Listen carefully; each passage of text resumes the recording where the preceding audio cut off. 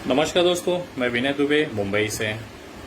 आज एक राज की बात आपको बताता हूं और हो सके तो ये बात अगर आपको सही लगे तो ये विचार जो है ये पूरे देश के मोबाइल तक पहुंचने की जिम्मेदारी आपकी है।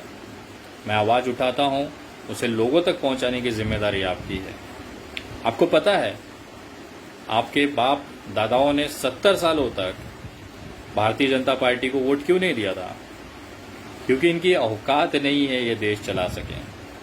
और ये बात मुझे लगभग इनके 6 साल के कार्यकाल में समझ में आ गई।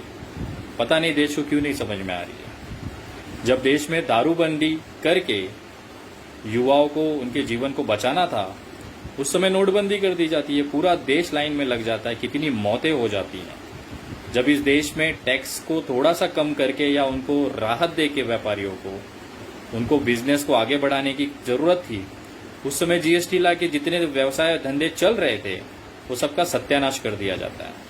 इस देश में एम्स और यूनिवर्सिटीज की जब तैयारी करनी चाहिए थी तो बनाया जाता है 3000 करोड़ रुपया खर्चा करके मूर्ति। इस देश में जब 2 करोड़ नौकरियां हर साल देने की बात होती थी तो बना दिया जाता है लोगों को चौकीदार, और सब शान से लिखने लगते हैं कि भाई मैं भी चौकीदार।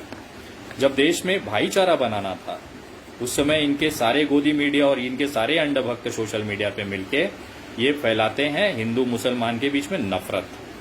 और जब हर जिले में, हर केंद्र में, हर राज्य में जब बेहतरीन अस्पताल सुविधा बनानी थी तो ये क्या बनाते हैं भाई साहब?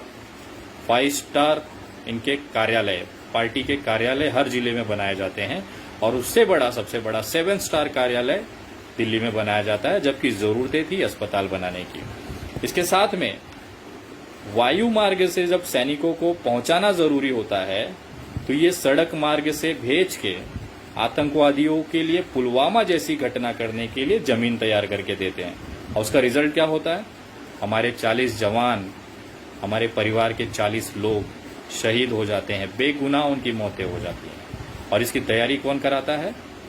समझ सकते हैं। जब कोरोना से बचाने के लिए तैयारियां करनी थी, जब कोरोना भारत में शुरुआती दौर में था, उस समय हम लोग, पूरा देश ने देखा ट्रम्प जी की आरती उतारी जा रही थी। जब मास्क बनाने की जरूरतें थी उस समय पे गरीबी छिपाने के लिए दीवार बनाई जा रही थी। जब देश में वेंटिलेटर खरीदने की जरूरत थी उस समय पे विधायकों को खरीदा जा रहा था। और सबसे गंदी चीज ये लगती है कि जब विदेशों से कोरोना को लाके उनके लिए, जो विदेशी आ रहे हैं उनको रोक के उनको क्वारंटाइन बनाने की जरूरत थी, तो ये भाई साहब मध्य प्रदेश में भारतीय जनता पार्टी की सरकार बनाने में बिजी थे। और ये सारी चीज करते समय आपको कहा जाता है कि आप पूरी व्यवस्था देखें, आप सारी तैयारियां देखें, सब आप ही को करना है।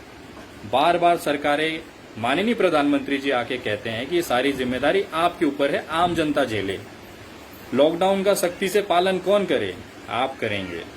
आपके परिवार का, आपके घर की जिम्मेदारी का कौन सुरक्षित रखेगा? कोरोना से लड़ने में कौन मदद करेगा? आप करेंगे। उसके बाद में अपने आसपास में जो लोग भूखे हैं उनको भोजन कौन खिलाएगा? आप खिलाएंगे। आपके घरों में जितने जेवरात, जितने गहने पड़े हैं वो सरकार के अकाउंटों में कौन जमा कराएगा? आप कराएंगे। और वो सब होने के बाद भी पेट भरता नहीं है तो पीएम केयर नाम से एक अकाउंट खोला जाता है और आप उसमें पैसे जमा करेंगे। और पैसा कौन जमा करेगा? आप करेंगे। ये है देश की सरकार। मुझे समझ में नहीं आता तो फिर हमने सरकार बहुमत वाली क्यों चुनी थी? प्रधानमंत्री क्यों बनाया था? जब सब हमें ही करना है, हमें ही कोरोना से लड़ना है, हमें ही अपनी भुखमरी मिटानी है, हमें ही अपने परिवार का ध्यान रखना है, अपने आस पड़ोस के जो लोग हैं उनको भी पालना है, उनका भी पेट भरना है, तो भैया आप किस लिए हो? करोड़ों करोड़ों रुपया लेके पीएम केयर्स में आपने अमीरों के जो कर्जे थे वो माफ कर दिए, लेकिन मजदूर लोग आज जो पैदल जा रहे हैं घर पे, उनको लाठियां पड़ रही हैं पीठ के पीछे। इसी के लिए आपको चुना था। और मुझे एक चीज और नहीं समझ में आती, ये बहुत भयंकर मामला है, बहुत ही भयंकर है कि जब जब भारतीय जनता पार्टी की जो केंद्र सरकार है वो बैकफुट पे आई है या तकलीफ में आई है तो अचानक से आतंकवादी हमला क्यों हो जाता है? मैं आपको बोलना चाहता हूं कि आपको याद दिलाना चाहूंगा, आपको सब याद है, सब पता है, लेकिन फिर भी एक बार वापस वो याददाश्त ताजा करना चाहूंगा कि जब दिल्ली से मजदूरों का पलायन शुरू हुआ था उस समय पूरे देश में लोग भाजपा से, सरकार से सवाल पूछ रहे थे कि मजदूरों के लिए आप क्या कर रहे हैं, क्या नहीं कर रहे हैं। तो पूरे देश में इस सवालों के जवाब न देके इस मामले से ध्यान भटकाने के लिए अचानक से तबलीगी जमात वालों को ले आया जाता है। सारी गोदी मीडिया लग जाती है तबलीगी जमात कोरोना फैला। लेकिन क्या आपको याद है कि जो लाखों मजदूर वहां से पैदल निकले थे दिल्ली से, क्या वो लोग अपने घर पहुंचे भी या नहीं, कि रास्ते में ही मर गए? इसकी कोई खबर नहीं है, क्योंकि उस पे से ध्यान भटकाने के लिए तबलीगी जमात का झुंझुना बजाना जरूरी था, नहीं तो फिर सरकार में दिक्कत हो जाती थी।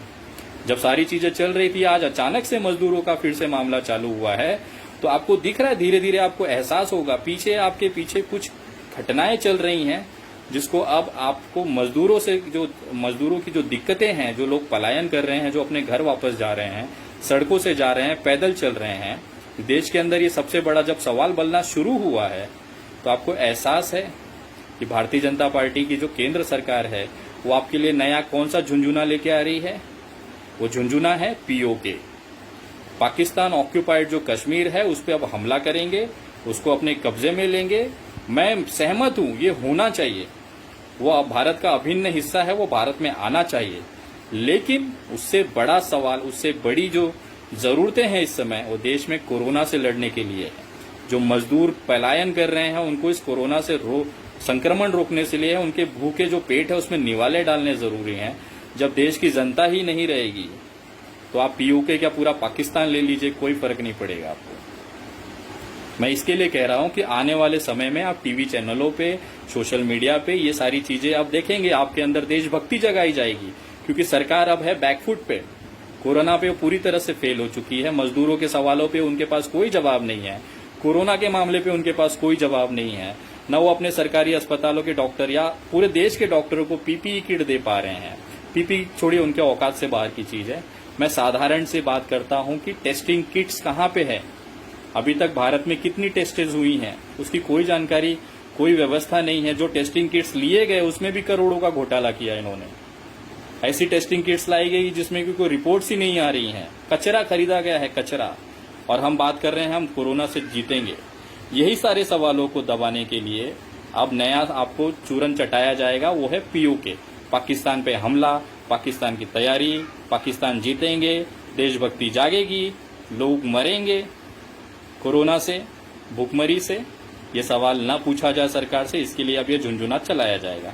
तो आप देखते रहिए, सरकार ने मस्त प्रोग्राम बनाया हुआ है कि आपको कैसे बेवकूफ बनाना है, क्योंकि पिछले 7-6 सालों में ये लोग यही कर रहे हैं, केवल जनता को बेवकूफ बनाना। आपको पता है देश की असली जरूरतें क्या हैं? हमारे जो फ्रंट में लोग लड़ रहे हैं, जो डॉक्टर्स हैं, सफाई कर्मचारी है, पुलिस कर्मचारी है, वो खुद कोरोना की चपेट में आ रहे हैं। उनको बचाना हमारे लिए प्राथमिकता होनी चाहिए। उनको पीपीई किट देना चाहिए। सबसे भयंकर ये है कि अगर कोई पुलिसकर्मी संक्रमित होता है तो उसके लिए अस्पतालों में बेड नहीं है। वो व्यक्ति जिसकी वजह से हजारों लोग कोरोना से बचते हैं, उस व्यक्ति के लिए अस्पताल में इलाज की व्यवस्था नहीं है। इस देश का दुर्भाग्य है। जो डॉक्टर्स हैं, मैं वीडियोस देखता हूं सोशल मीडिया पे, कितने ही नर्सिंग स्टाफ और डॉक्टर आके चिल्लाते हैं, वीडियोस बनाते हैं कि हमें इलाज, हमने हजारों लोगों का इलाज किया, लेकिन आज हमारे ही इलाज में लापरवाही हो रही है, हमें इलाज नहीं मिल रहा है। इससे बड़ा शर्मनाक कुछ चीज किसी देश के लिए हो सकता है क्या? और हम विश्व गुरु बनने की बात करते हैं, हम पीओके जीतने की बात करते हैं। इस समय देश की जनता को बचाना जरूरी है, मजदूरों के पेट में निवाले डालने, उनको घर पहुंचाना जरूरी है। वो सब छोड़ के आपको अभी नया दृश्य दिखाया जाएगा पीओके का।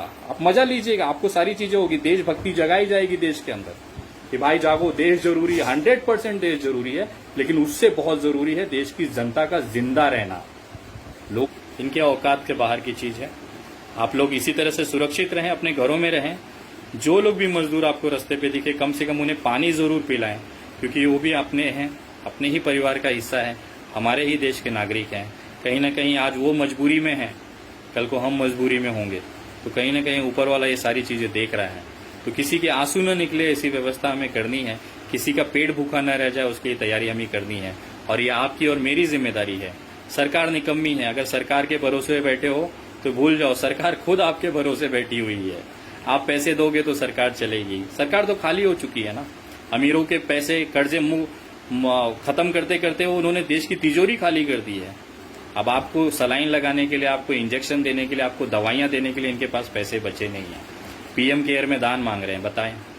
विश्व गुरु बनेंगे, $5 ट्रिलियन की अर्थव्यवस्था भारत को बनाएंगे। ऐसे भारत आज के डेट में 100 साल पीछे जा चुका है और इस बर्बादी में अगर इतिहास लिखा जाएगा तो स्वर्णिम अक्षरों में भारतीय जनता पार्टी की केंद्र सरकार का स्वर्णिम अक्षरों में लिखा जाएगा कि अंग्रेजों से ज्यादा अगर किसी ने देश को बर्बाद किया है तो हमारी इस माननीय सरकार ने किया है। मेरी आवाज उठती रहेगी, आप लोग इसी तरह मेरे साथ जुड़े रहें। और जो लोग अभी तक नहीं जुड़े हैं वो मेरे Facebook page the Vinay Dubey THE space Vinay VINAY space Dubey DUBEY पे जुड़े, फॉलो करें ताकि आगे से जो भी सरकार के खिलाफ जो गलत नीतियां हैं उसका मैं आप लोगों को जानकारी देता रहूं और ये पूरे देश तक आप उसे फैलाते रहें। कि मैं तो अपनी आवाज उठा के अपनी जिम्मेदारी पूरी कर लेता हूं, लेकिन क्या आप ये मेरी जानकारी, मेरी जो विचार है या जो मेरी सरकार से सवाल है उस सवालों को आप हर उस भारतीय के मोबाइल तक पहुंचाते हैं क्या? ये आपकी जिम्मेदारी है। अगर आपको सही लगता है तो मेरी बात हर उस भारतीय तक पहुंचाएं जो इस समय तकलीफ में है, जो जानना चाहता है कि सरकार कर क्या रही है। तो कृपया इसे ज्यादा से ज्यादा शेयर करें और लोगों से पहुंचाएं और मेरे फेसबुक पेज पे जरूर जुड़ें ताकि सरकार के जो गलत नीतियां हैं उसका विरोध तबीयत से, उचित ढंग से कर सकें। जय हिंद, जय महाराष्ट्र।